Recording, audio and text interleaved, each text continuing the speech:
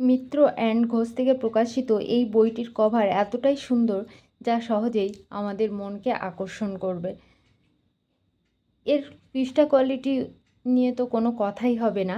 এই বইটির সবথেকে আমার যে জিনিসটা ভালো লেগেছে সেটি হলো এই অংশটা। এখানে আপনি যদি কাউকে উপহার দিতে চান তো তার নাম লিখে দিতে পারেন, সঙ্গে আপনার নামও লেখার অপশান আছে।